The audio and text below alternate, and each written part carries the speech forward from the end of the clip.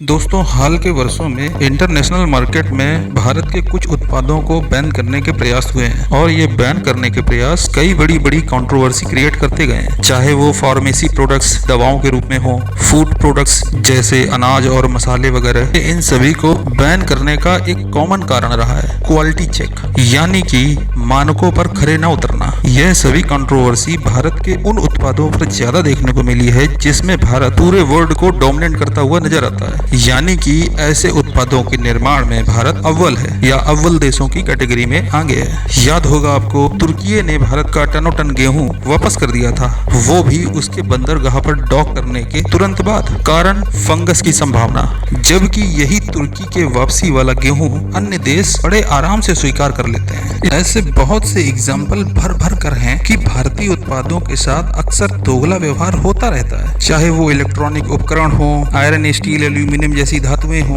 दवाएं हो, मेडिकल उपकरण हो, भारतीय वाहन हो यानी कि कारें, मोटरसाइकिल इत्यादि हो, सौंदर्य प्रसाधन हो यानी कि ब्यूटी प्रोडक्ट्स हो, या फिर इंटरनेट उत्पाद ही क्यों ना हो, जैसे विभिन्न सॉफ्टवेयर्स, एप्स, वेबसाइट्स, विभिन्न प्रकार के प्लेटफॉर्म्स जैसे कि social media, Facebook, WhatsApp, Instagram जैसे एप्स। इनके जैसे कई बेहतरीन भारतीय उत्पाद मार्केट में आते हैं, खड़े होते हैं, लड़ते हैं और खत्म हो जाते हैं। उन सबका एक ही कॉमन फैक्टर होता है क्वालिटी। आपने सोचा होगा मैंने यहाँ पर एक रेफरेंस सोशल मीडिया का क्यों दिया। वो इसलिए दिया क्योंकि अक्सर ऐसी भारतीय वेबसाइटें या एप्स या ऐसे प्लेटफॉर्म जो भारत में बनते हैं, उनको अक्सर उनकी क्वालिटी खासकर सुरक्षा के लिए खतरा बनाकर या बताकर भारतीय बाजार में ही खत्म कर दिया जाता है। अब बात करते हैं करंट मामले का। और भारत जैसा देश अपने खुद के आईटी सेक्टर जैसे आईटी सॉफ्टवेयर का बड़ा हब होने के बावजूद इंटरनेट प्लेटफॉर्म पर अमेरिकी मोनोपोली झेल रहा है। गूगल हो, यूट्यूब हो, फेसबुक हो, विभिन्न प्लेटफॉर्म सभी अमेरिकी हैं। खैर, बात करते हैं करंट कंट्रोवर्सी की जो जुड़ी है भारतीय मसाला उद्योग की दिग्गज कंपनियों एवरेस्ट और एमडीएच ब्रांड के साथ। अभी पिछले माह अप्रैल में ही सिंगापुर और हांगकांग से भारतीय मसालों के बैन की खबर आई थी। सिंगापुर और हांगकांग में एमडीएच और एवरेस्ट के कुछ मसालों में पेस्टिसाइड एथिलीन ऑक्साइड की लिमिट से ज्यादा मात्रा होने का दावा किया गया था। मीडिया रिपोर्ट्स में कहा गया कि दोनों देशों में एमडीएच और एवरेस्ट कंपनियों के कुछ प्रोडक्ट्स को बैन किया गया है। खबरों के अनुसार हांगकांग के फूड सेफ्टी डिपार्टमेंट ने कहा था कि एमडीएच ग्रुप के 3 मसालों मिक्स मद्रास करी, sambar masala powder, curry powder में एथिलीन ऑक्साइड की मात्रा ज्यादा पाई गई है और एवरेस्ट के फिश करी मसाला में भी कार्सिनोजेनिक पेस्टिसाइड पाया गया है। जैसे ही ये कंट्रोवर्सी भारत सरकार के सामने आती है, वैसे ही भारत का एफएसएसएआई एक्टिव हो जाता है और 22 अप्रैल को देश भर में धुआंधार अभियान चलता है और फूड कमिश्नर से मसाला बनाने वाली सभी कंपनियों के सैंपल कलेक्ट करने को कहा जाता है और देश भर के विभिन्न गोदामों और कारखानों से इन और अन्य प्रोडक्ट्स के सैंपल इकट्ठे करने शुरू हो जाते हैं। इस बड़ी मैराथनी जांच में महाराष्ट्र, गुजरात में एवरेस्ट की मैन्युफैक्चरिंग यूनिट से 9 नमूने और दिल्ली, हरियाणा, राजस्थान में एमडीएच की मैन्युफैक्चरिंग यूनिट से 25 नमूनों का विश्लेषण किया जाता है। यही नहीं, देश भर में अन्य ब्रांडों के मसालों के 300 से अधिक सैंपल इकट्ठा किए जाते हैं। इनमें से किसी में भी एथिलीन ऑक्साइड की मौजूदगी नहीं पाई जाती है और जबकि एवरेस्ट और एमडीएच के मसालों के लिए विशेष रूप से गठित साइंटिफिक पैनल ने 34 सैंपल में से 28 सैंपलों की रिपोर्ट में एथिलीन ऑक्साइड के नहीं होने की पुष्टि करी है। बाकी 6 सैंपल की रिपोर्ट आनी बाकी है और इस खबर की पुष्टि विभिन्न मीडिया घरानों ने करी है और ये कहा है कि भारतीय खाद्य सुरक्षा और मानक प्राधिकरण एफएसएआई ने भारतीय मसालों में हानिकारक पदार्थों के मिलावट की बात खारिज कर दी है। संस्थान ने व्यापक जांच के बाद इसमें एथिलीन ऑक्साइड यानी कि ईटीओ न मिलने की पुष्टि करी है। एथिलीन ऑक्साइड से कैंसर होने का खतरा रहता है। दोस्तों, जानते हैं कि एथिलीन ऑक्साइड होता क्या है? दोस्तों, शुद्ध फॉर्म में यह तत्व एक गैस के रूप में रंगहीन ज्वलनशील होता। यह तत्व उद्योगों में खास तौर पर कीटाणुनाशक और स्टरलाइजिंग एजेंट के रूप में यह कीटनाशक के रूप में प्रयोग किया जाता है। इसका उपयोग खास तौर पर चिकित्सा उपकरणों को सैनिटाइज या स्टरलाइट करने के लिए प्रयोग किया जाता है। एथिलीन ऑक्साइड से लिम्फोमा और ल्यूकेमिया जैसी कैंसर हो सकते हैं। अब जानते हैं कि इस रसायन का उपयोग मसाले में किस पर्पस के लिए किया जाता है। मसाला बनाने वाली कंपनियां एथिलीन ऑक्साइड सहित अन्य कीटनाशकों का उपयोग कुछ बैक्टीरिया या फंगस के निस्तारण के लिए करती हैं ताकि जो फूड आइटम्स है वो खराब खराब होने से बचाया जा सके या उसका स्टोर लंबे समय के लिए किया जा सके,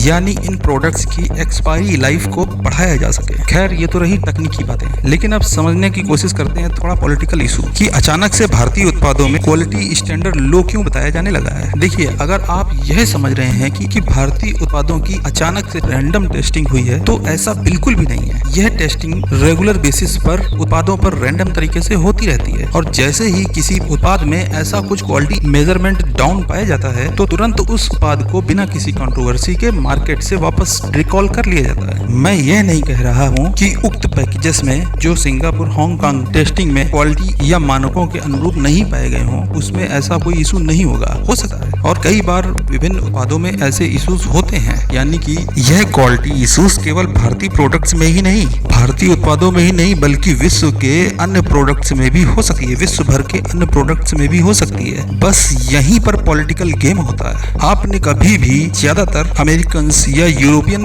कंपनी में ऐसे क्वालिटी इश्यूज या उनसे संबंधित किसी कंट्रोवर्सी के बारे में नहीं सुना होगा या उन पर हुई किसी भी चर्चा आपके कानों में नहीं पड़ी होगी। जबकि फॉरेनर इन ब्रांड की कंपनियों की अधिकांश टेस्टिंग जो होती है वो उन प्रोडक्ट्स की होती है जो यूके, अमेरिका जैसे यूरोपियन कंट्रीज में बिकते हैं और उन्हीं मानकों के आधार पर प्रोडक्ट्स एशियाई कंट्रीज या मिडिल ईस्ट कंट्रीज में सप्लाई हो जाते हैं। इसमें कुछ कंट्रीज तो अपना सैंपल टेस्टिंग करती हैं और वो क्वालिटी से कोई समझौता नहीं करती हैं, लेकिन भारत और एशिया के अन्य देशों में ऐसा ज्यादा उत्पादों में नहीं देखा जाता है। अब विदेशी कंपनियां क्वालिटी में समझौता करती क्यों हैं? वो इसलिए क्योंकि भारत और चीन और एशिया जैसे बांग्लादेश और अन्य देशों में मैन्युफैक्चरिंग के लिए मैन्युफैक्चरिंग कॉस्ट वगैरह कम पड़ती है, जिसकी वजह से जो उत्पाद होते हैं वो सस्ते हो जाते हैं। अब विदेशी कंपनियां जो अपनी हाई क्वालिटी के लिए अपने उत्पादों को जो यूरोप, अमेरिका वगैरह में बेच रही होती हैं, वैसे ही वही उत्पाद अगर इन कंट्रीज में बेचेंगी तो वो टिक ही नहीं पाएंगी क्योंकि उनकी कॉस्ट बहुत ज्यादा रहेगी। तो इन कंपनियों को क्वालिटी से समझौता करना पड़ता है ताकि भारतीय बाजार में या एशियाई बाजार में टिकने के लिए, अपने पैर जमाने के लिए, जैसे आप यूरोपियन कारों को ही ले लीजिए, उनके क्वालिटी स्टैंडर्ड्स यूरोप, अमेरिका वगैरह में बहुत हाई रहते हैं, सुरक्षा मानक बहुत हाई रहते हैं, जबकि उसी ब्रांड की कारें जो भारत में होती हैं लोग उन्हें खूब धड़ल्ले से खरीदते हैं, जबकि उनकी रेटिंग में, उनकी कास्ट में यूरोप और भारत में जमीन आसमान का फर्क होता है। भारतीय उन वाहनों को यूरोपीय स्टैंडर्ड्स के